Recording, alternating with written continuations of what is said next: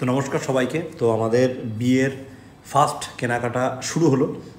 একটা কথা বলি, ইউটিউবে আমি ফার্স্ট ভিডিও পোস্ট করছি এরকম টাইপের। ইউটিউবে তো সেরকমভাবে ভিডিও পোস্ট করা, তো আমরা যাই হোক ধর্মতলায় চলে গিয়েছিলাম। তো ওখানে গিয়ে আমাদের প্রথম মিশন ছিল আমরা বাটা শোরুমে যাব, যদিও ভিডিওটা ঠিকমতো করা হয়নি বা করেছিলাম ডিলিট করে দেওয়া হয়েছে।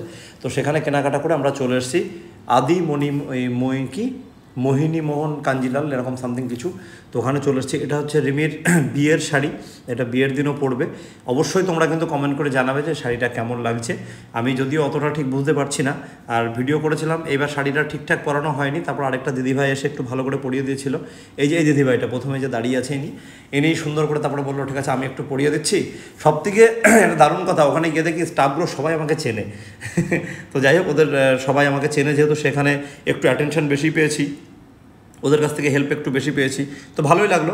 এবার শাড়িটা অবশ্যই জানাবে তোমরা বিয়ের দিন পরলে কেমন লাগবে। আর অবশ্যই তোমরা কিন্তু জানাবে যে রিমির হাইটটা কত, ও কিন্তু যথেষ্ট ভালো হাইট। তো এটা গেল বিয়ের শাড়ি। এবার চলে এসেছি আমরা বৌভাতের শাড়ি নিয়ে।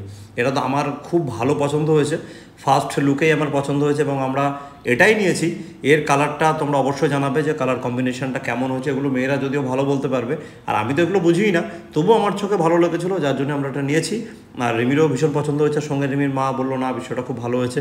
তো কেনাকাটা কমপ্লিট, তারপরে দেখতে পাচ্ছ টাকা গোনাগুনি হচ্ছে। আমরা পেমেন্ট করলাম, মোটামুটি বেশ কিছু ভালো অ্যামাউন্টের একটা পেমেন্ট কিন্তু আমরা ওখানে করেছি। তারপরে যাই হোক ওখান থেকে বেরিয়ে খাওয়া দাওয়া করে এবার আমরা কলেজ স্ট্রিট যাবো। কলেজ স্ট্রিটেই ছিলাম। তো ভাবলাম এবার চলো বাড়ির দিকে, শিয়ালদার দিকে যেতে হবে। শিয়ালদা বাস ধরে ওটা দাঁড়িয়েছিলাম। তো ভালো, এই যে দোকানটা দেখো। তো ভালো লাগলে অবশ্যই লাইক কমেন্ট শেয়ার।